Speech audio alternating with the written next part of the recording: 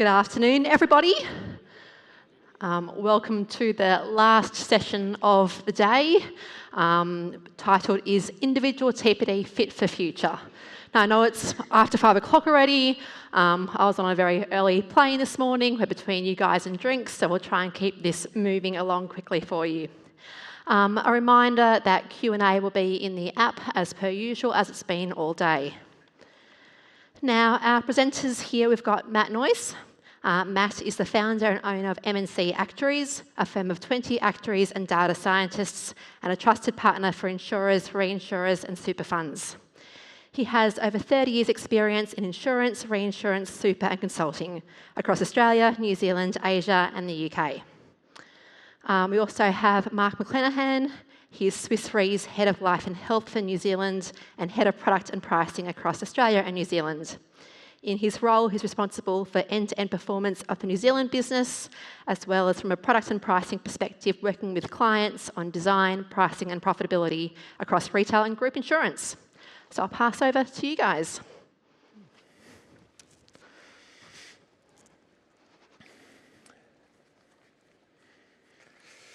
Well, thank you, Nicole, and thank you for everyone who stayed. I know it's the end of the day, and everyone is dying for a drink. Everyone's very thirsty, so it's great to see so many people. A couple of days ago, I was talking to my daughter, who's 10, and I was saying, I'm going away to the Gold Coast. And she said, why? I said, I'm going to a conference. And she said, what's a conference? I said, well, it's where people, they stand up on stage, and they talk about research they've done, and they talk about ideas, and they share ideas on stage. And so she said, so is it like a talent show? Yeah, kind of like a talent show, but without the kind of, hopefully, the booing off stage and the nasty red buzzers. So we'll see where we get to, but TPD, individual TPD is a very important topic, as we know. Is it time to sort of boo TPD off the stage and press the red buzzer? We shall see. So what we'd like to talk to you about today is look at some lessons from the past, not from individual TPD, but from the group risk market. And we'll see if that has any lessons to share, anything that we can learn from that. We'll also look at some more recent performance from insurers in Australia in terms of individual TPD and look at what that's telling us. And then in the digging deeper section, Mark and I will talk about some of the results of some joint analysis that we've done, Swiss Re and M&C. We'll share some of those results with you and hope to get your views on some of the insights. And then finally, if there are potential issues with individual TPD, we'll ask, how do we make TPD fit for the future? So that is the lineup. So firstly, lessons from the past. And I don't know if you can all see this. This was the group risk market about sort of 11 or 12 years ago, the bad old days. And I see lots of faces in the audience. I see some seasoned people who would remember that, and perhaps some younger actuaries who may even have been at school or university, who knows. But it was a very tumultuous time for the industry. And it was quite extraordinary being an actuary in that period. And the losses were phenomenal, partly a little bit on the group salary continuance, but also on the lump sum. And of course, the lump sum was largely driven by TPD. And a lot of those challenges were attributed to the fact that incidence was increasing at a very, very quickly rate. It was like per quarter, you could see the increase. And IBNR was underestimated. I mean, really, really underestimated. So it was a very tough time to be an actuary. Interestingly, I remember coming to a conference, the Actuaries Summit, at that time. Almost every other session seemed to be about group TPD. It was a really extraordinary time to be. And it's interesting to look at some of the drivers for that, and there are many. One was an increase in awareness of members, the fact that they knew about their insurance cover. Superannuation funds were communicating a lot more with their members. Benefits were higher than they'd been in previous years, and so that was certainly a big part of it. There was a lot of activity from lawyers, plaintiff law firms, advertising for claimants will help you with your TPD claims, and there's a big lawyer involvement in the market. There's a lot of mispricing by insurers and reinsurers, big price ranges for lump sum TPD. Mental health also was a big part of it. So we saw a big increase in the proportion of claims which were from mental health some were driven by lawyers, not all, and those mental health claims tended to be, much more late reported. So there was a lot happening there, and claims managers were under a lot of pressure. Of course, the sheer volume of claims and the expectations. Some were having to deal with lawyers on the phone on the part of their claimants. So that was a very stressful time for claims managers. We also saw, as I said before, a lot of late reported claims. So claims which seemed to be emerging from much, much earlier exposure periods that we thought were done and dusted. There was a lot more activity there. And we saw very generous terms and conditions, cover levels. That was a feature of competition at the time. There had been competition in the market for many years. It increased benefits and increased the generousness of terms and conditions. Again, the IBNR was huge. I remember back a few years ago, a few years before this crisis, some insurers were pricing with a 5-year IBNR tail, and that was pretty racy at the time. But then 7 years obviously became much more normal. 10 years became more conservative, and now, of course, we collect a lot of data, and we tend to obviously think very carefully about what the IBNR is for group risk. So a lot of reasons there. So how did the industry turn it around? Well, there were a lot of things that changed over time. In the old days, there were a variety of TPD definitions, and some of them were very weak. And again, that was partly as a result of competition. And there was definitely some tightening of terms and conditions. That was important. A couple of funds, not many actually, tried restrictions on late lodgement of claims. That's not great, for the member. Some tricky legal issues and trustee issues. So it was tried in a couple of circumstances temporarily. We saw some reductions in AALs, automatic cover levels. Previously, those covered levels had been increasing, and an increase also in the strength of eligibility clauses. So particularly at-work tests, more stringent. People who previously claimed terminal illness, more restrictions. Having to join the fund within a particular period. So, all of those were features of market kind of tightening at the time. So, lots of problems, and I suppose we have to ask then, well, is history repeating itself? And all we can really do to start is look at the industry-wide performance. Now, this, of course, is not just individual TPD. This is death, trauma, TPD, all combined. It gives us a sense of what's happening. If you look at the last few years, profitability has been pretty rough. If you go back 3 or 4 years, it was always a lump sum profits that were subsidizing, losses on individual disability income. But now, of course, it appears that lump sum has its challenges. So it's certainly a very topical time to think about it and ask what's happening with individual lump sum. So I'll pass over to Mark, who is going to start to talk us through some of the possible reasons and results. Thanks, Matt. Certainly not the sort of chart you'd like to see describing an industry P&L, more suited to a ski slope or a water slide.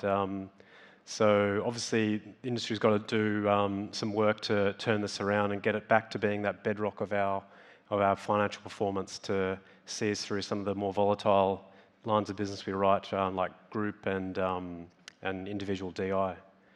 So digging a bit deeper into some of the possible reasons for that poor TPD retail experience. Obviously, there's other lines of business in there, but from our understanding, one of the real driving forces of those declining profitabilities is really the retail TPD line. There's been a lot of talk around the product design of that. Is it delivering benefits to members who potentially don't need that full payout? Is it serving as a sort of a windfall gain or something that motivates people to change their behaviours to enable them to claim? And can the product be designed a bit differently to help with that? Again, like in group, notification delays. Have they been lengthening, or have actuaries actually misestimated using the available information they had? I think maybe a bit of both. Certainly at Swiss Re, we've realised that our practices in the past were not taking all the information we had available at the time, and now we are realising that, actually we've lost some money there. We've seen as well large sum assured policies. Like I talked about before, that the size of the prize of a $2-3 million sum assured payout, is that changing people's behaviours? Is that making them think that maybe describing themselves as being totally and permanently disabled is the right option for them at that period of time? And as well, the interaction with DI. DI is a product that pays out for people when they're disabled as well. Is that enough for people? If they've got DI and TPD, are they being overinsured? And is it changing their behaviour once they're in that life insurance claim ecosystem? Do they look around for what else is available? Then there's the own occupation definition. So there's obviously two main product definition types in the market: own occupation or any occupation, or actually it's suited occupation. We're probably underselling the any occupation benefit, but own occupation obviously pays out at a lower threshold than suited or any occupation. And is that driving some of the poor experience? Are we pricing it appropriately? And the other thing that we've seen in our data is, and we've talked about in a few sessions today, mental illness claims. And I think there's certainly circumstances where people have mental illness situations that are completely debilitating and permanently stopping them from working anymore, but maybe not always, and maybe not always is the current TPD product best suited to that situation. And in particular for white-collar policyholders, we're seeing higher claim rates for mental illness. So there's a lot of things to look at, and some of these we're going to be digging in a little bit deeper. So the next part of the session, we're going to be looking at, like Matt said, a joint analysis piece that Swiss Re and Matt Noyce Consulting went into. Swiss Re's got quite a broad portfolio of retail business. And so with the permission of our clients and also a couple of other insurers, we pulled together quite a big data set. And with the ethos of using data for good, we wanted to share back to the industry some of the insights we've found from that, and sharing actually some actionable insights that can be taken without having to revolutionize the whole TPD product as well, which I know that there's a lot of effort being put into thinking what might change. But I think there's also some pretty important things we can do with the current constructs. So before we get into that, I'm probably preaching to the choir a little bit here, but why is understanding experience so important? It actually can be used across the entire value chain of a life insurance organisation. Obviously, it gets used for setting the right pricing basis. If you've got a deep understanding of what's happened in the past, you've got a better chance of pricing for the future. Allowing better management of your in-force book, whether that's pricing decisions, when it comes down to how you're managing your data, how you're interacting with your customers, how you're managing claims. If you've got a good handle on your experience, you can do all that much more effectively. Of course, product design, looking at how claimants and customers are using the product will inform better how you should be designing the products of the future, and also how maybe you should be upgrading your current product to make it more suitable for the customer base. Also the sales strategy, right? There's a lot of different aspects to the TPD product, different channels that you're selling it through, different segments of the market. Understanding where you're getting your value from can help you define, all right, I should be putting more attention over to this part of the sales channel, or pulling back in another sort of area. If you've got a good understanding of the data, you can make those decisions in a factual way rather than just going with the gut instinct, which is not always right? We have inherent biases, and there's fallacies in the way humans think about things. And as well, like we're doing today, sort of sharing some industry cooperation things in a pro-competitive way, not being colluding or anything like that, but just sharing information in a way that can help the overall industry be better for all stakeholders. And at the end of the day, making sure that everyone's values are aligned there. So maybe now going into the study itself. So we've pulled together what we think is quite a large data set for TPD. It's often individual companies are plagued by challenges of data credibility. And what we've pulled together here is a study of over 1,000 claims, so 1,100 claims, which we think is one-off, maybe not the biggest TPD claim data set a company's been able to pull together, aside from obviously the industry study that's been performed. and looking back over a 5-year period. I'm not going to be taking you through slide after slide of different slices and dices of that information. Along with the team, Matt Noyes, we've done the hard yards there already, and we'll just be sharing what we think are some takeaways for the audience to think about and maybe incorporate in how you're looking at the business yourself. First up, pricing sustainability. So we've got 2 key areas that we're going to talk about here. First up, own occupation. So what we've seen is the increase in the take-up of own occupation option in the market. So back in 2018, sort of mid-30% of sales were own occupation, and rising to more recently, it's over 40% of sales. And what we've seen from our data, what we wanted to do was compare the relativity between own occupation experience and any occupation experience, and then also look at what's the pricing loading that we're putting on here. Are we overcharging for it? Are we undercharging for it? And what we've seen in our data is that own occupation is costing about 85% more than any occupation across our entire portfolio. When we dig into individual portfolios, you often don't have the credibility to make that call, but pulling it all together, that's what we're seeing, quite a strong signal. And yet companies are only charging about a 50% loading for this. So is that affordable? Is it fair, even that we've got that cross-subsidy between the more sustainable product option subsidising the least sustainable product option? And are we giving the right price signals to the market there? I think if we made a change on this, we could solve a lot of problems fairly quickly by just doing what we should be doing anyway, which is pricing to the risk. So that's, and I guess, you might look at that and say every own occupation product sold is destroying value, right? I think there's something to think about there. The other area that struck us as potential market mispricing is large sums assured. So we can see that larger sums assured in the 1 million plus bracket are about 10% higher claim rates than the, say, 500 grand and below, which shouldn't be surprising. I think the higher claim can be a bit of a motivational change for people in terms of deciding what they want to do in terms of trying to get that insurance offering or not, and it may also lead to longer-term anti-selection. The people holding the larger sums assured are perhaps slightly more on average, more likely to claim. So we've got that dynamic playing through on the claim side, but then at the same time we're offering those people big discounts.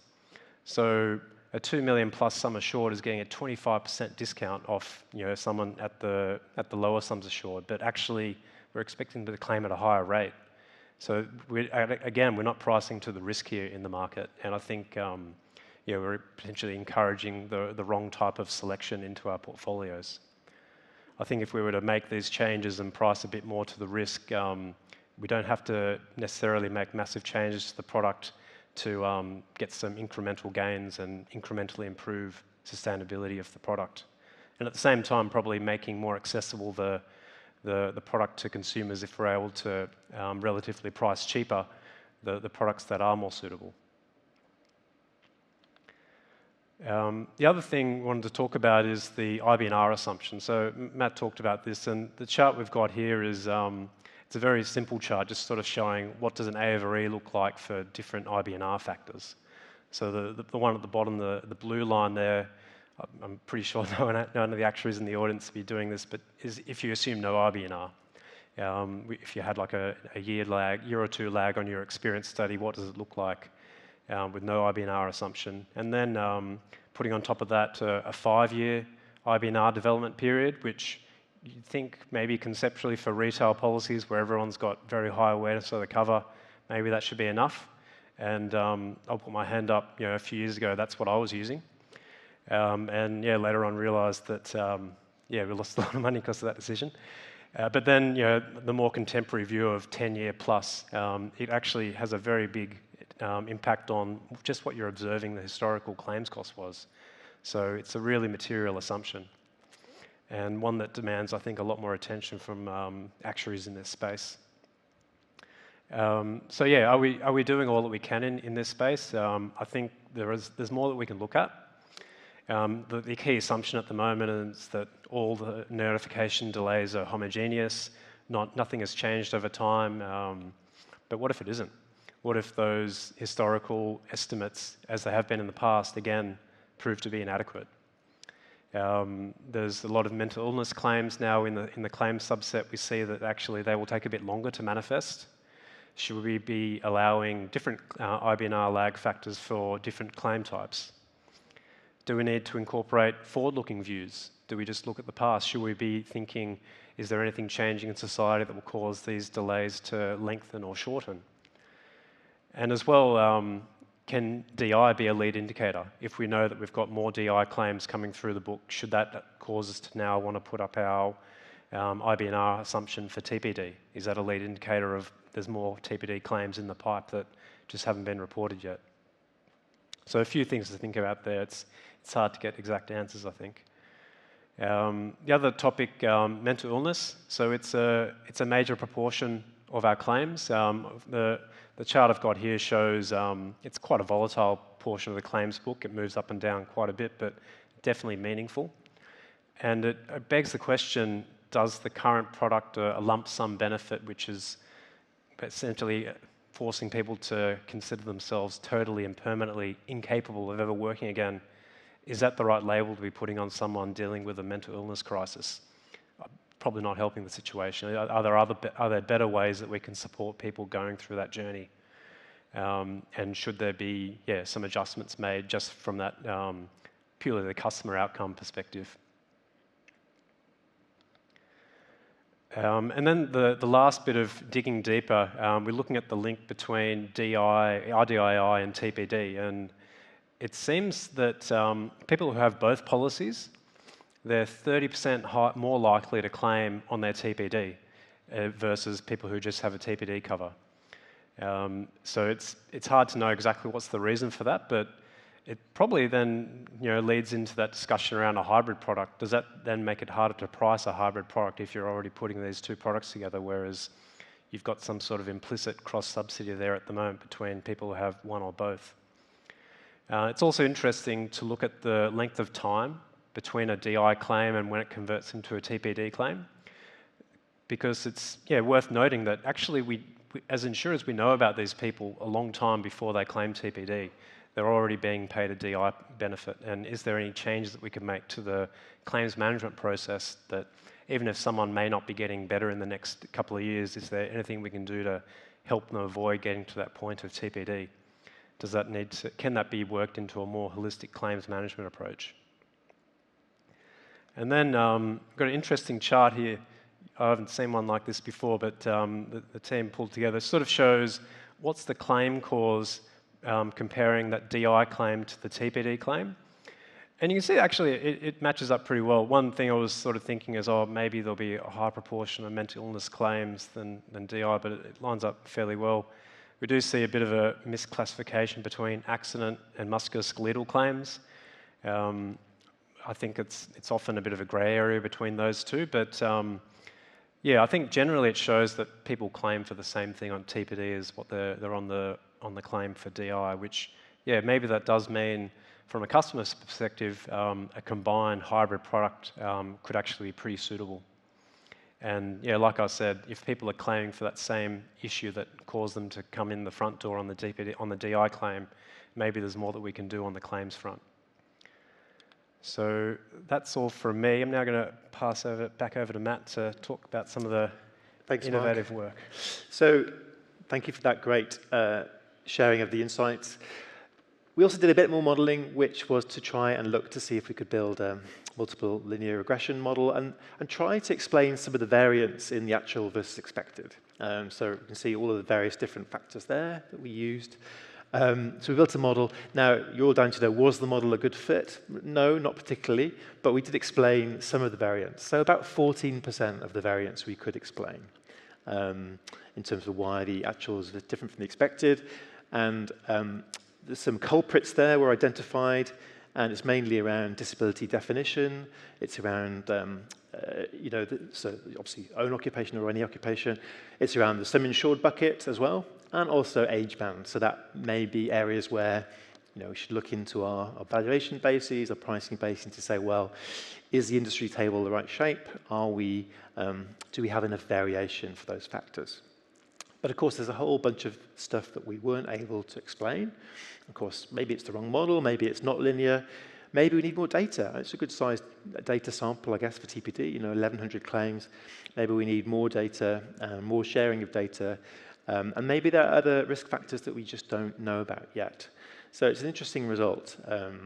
And the stuff that Mark was saying about if you've got a TPD and an IP policy together, that means that you're a higher risk on the TPD. I think that's just fascinating. So those were the main results then of that particular piece of research, but I think we've got a little bit more to do to understand really what's going on.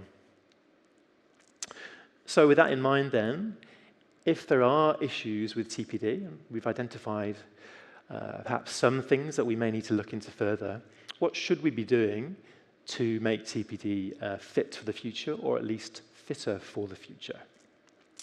There's been a lot of discussion at the moment around group TPD product design. And is that the right fit for members, and is it relevant in today's society?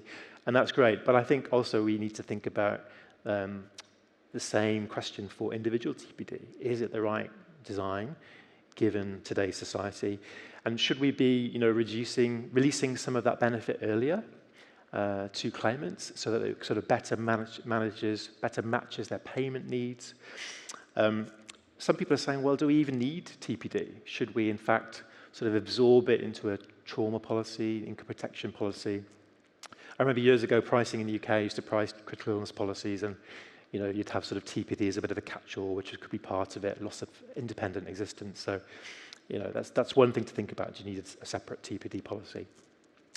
I think notification delays is really key because, it almost feels like we're in the situation where we're collecting a lot more data. There is more data.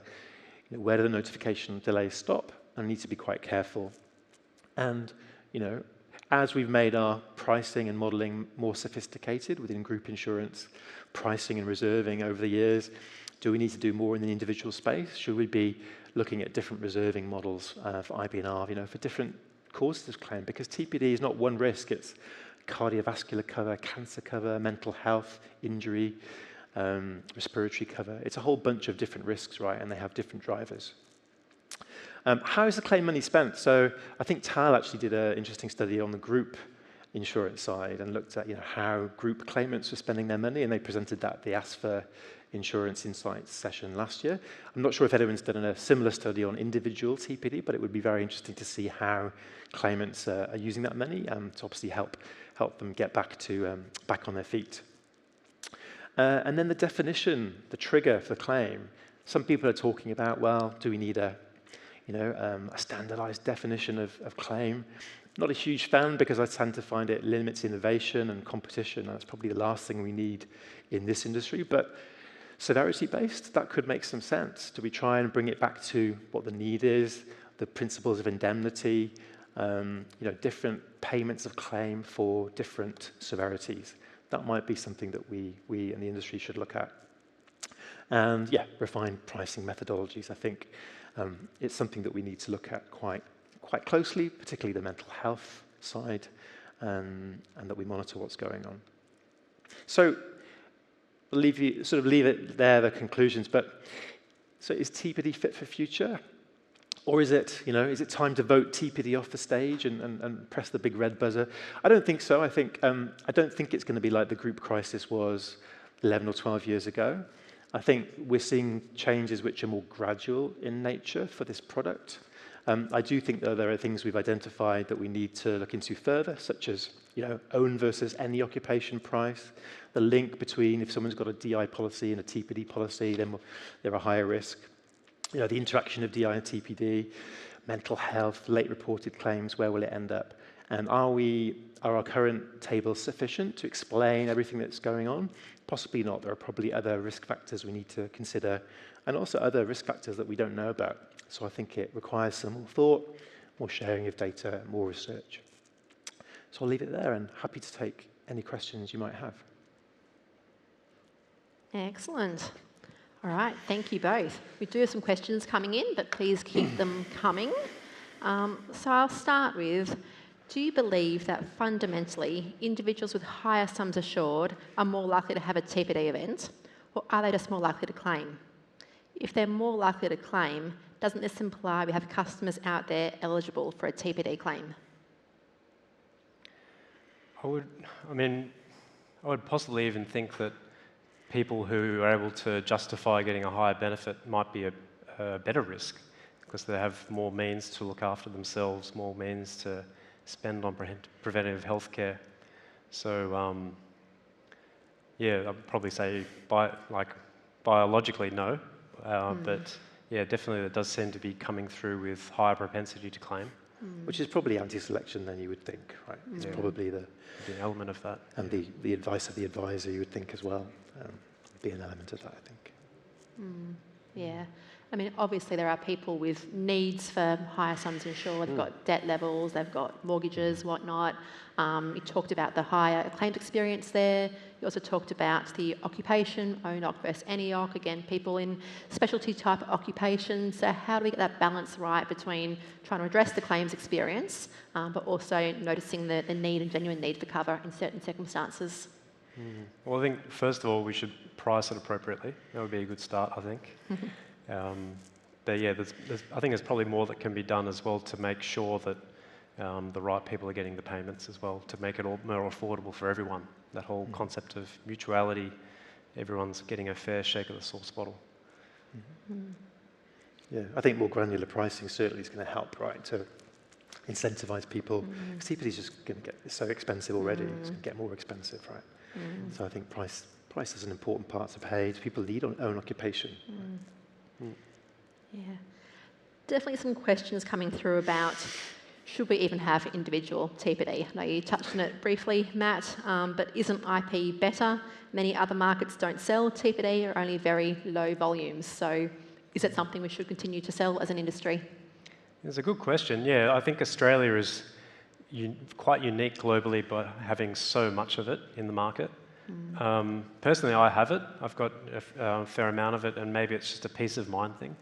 I like to know that I'm covered for it, but yeah, maybe I'm covering myself more than I need to. I've got it too. I've got individual TPD, own occupation, and an agreed value income protection policy. So I get poorer every single month. But I feel all right, you know. Well, I hope we don't reinsure you. Hey, who knows where it ends up? And what about, I know there's talk about the sort of all or nothing concept in TPD as well. So I've had a question about permanent partial disability benefits. Why don't we do more in that space, I guess as a lump sum in this example? Oh, I totally agree with that. I think the all or nothing aspect of it doesn't work. Disability is a complete spectrum, and it shouldn't be there's a cut-off where people get like $2 million or they get nothing. I think there can be a lot more supportive way to structure this sort of product. 100%. Yeah. I think so, particularly, so I guess it's more of a severity-based thing, isn't it, really? Particularly when you think about mental health as such a big component now of claims. And mental health is a much bigger part of the society. And that's, you know, you've got much higher incidence and prevalence of mental health. In the old days, people didn't necessarily seem to, you know, bother about it that much, but that doesn't mean it was right. It's part of our society, right? So you've got to cover it in some way. But there are very different degrees of mental health. There's the normal stresses that people go through from grief and, you know, those sorts of things. But there are also very serious illnesses which take a long time to recover. So, yeah, I mean, a severity-based payment system in that circumstance would, yeah, potentially solve a lot of problems, make things cheaper, more sustainable. Yeah, more affordable. Yeah, and the mental health one's interesting. We've clearly gotten it wrong in the past as an industry around the pricing and implications there. It's hard to predict where it's going to go in the future. So what do you see as being the industry response to mental health? Is it a underwriting issue, a claims issue, something else? Where does this all go? Yeah, it's a tough one. Yeah, I think it touches all those things. If you have ways of, I guess, underwriting for resilience, I don't know exactly what those measures would be, and underwriting, you need to have a good evidence basis for it, but that could be one angle to look at. I think, yeah, the product angle could definitely be redesigned to be more suitable and supportive for people dealing with serious mental illnesses. And I think hand in hand with that has to go a claims approach, which can you know, also align with that. Yeah. Got an interesting one here about all the advances in technology, which obviously augments human capacity. We've got changing natures of roles and whatnot. So can we really say now that someone will never be able to work again? Yeah, it's a good question. I mean, and also, you don't want that to be the case, right? Particularly with mental health. You want actually to be able to help people in some way to have treatment so they can get back to it, get back on their feet. So it's a bit of a, it's almost a last, it's the worst scenario, isn't it? Yeah, it's the worst scenario, and I think it's right on as well because society is changing so rapidly. The way people work is changing. We've seen a massive step change with how people work after COVID. Being able to work from home would be a game changer, I think, for people with various types of disabilities, even like anxiety and whatnot. So I think, the TPD product, set and forget, if you will never have capacity to work again, feels out of step with society. We could work from the beach now, right? We could. Sounds good to me. Yeah, some people probably do. Down at Colorado. Yeah. Yeah, thank you. And maybe back to the occupations, but more so the blue collar versus white collar. Were there any takeaways from your study around that? Are we seeing similar causes of claims for blue collars and obviously the mental health thing going on there as well? Certainly for the blue collar, the mental health component of claims is sort of in the 10%, so low teens. But that's also potentially because they have a lot higher rates of musculoskeletal. So I think it doesn't necessarily mean they're having less mental illness, they're just having more of other stuff. I think own occupation, blue collar, we also saw as a bit of a hotspot area. Yeah. And so, I mean, where to as an industry from here? You've called out a few things we could be looking at. It's obviously tough to make change in the industry. We've seen that previously. There's first mover disadvantages, there's regulatory requirements and whatnot. So how do you see this going forward and what would be your call to action for industry? I think we need to be brave and not worry about being first mover. I think Brett Clark was saying this morning, you've got to get back to the customer, right? And let's not think that the way that we sell TPD today is going to be the way we sell TPD in 5-10 years' time. It could be a mixture of robo-advice with people. Young people aren't going to go to an advisor to buy TPD, so you've got to look at what makes sense, what's affordable, I think be brave and challenge and just make tweaks to the existing product. Yeah, I think we've definitely got to get a better product in the market. That'll be more suitable and also more affordable. But then also in the meantime, we need to be pricing these risks more appropriately so we're steering people to the right product set for sustainability and also for their affordability. Yeah, thank you. Well, I am getting notices popping up on the app on here saying that drinks are ready. So unless there's any final thoughts from you guys, I'd like to thank both Matt and Mark for their session today. I hope you thoroughly enjoyed it and enjoy your evenings.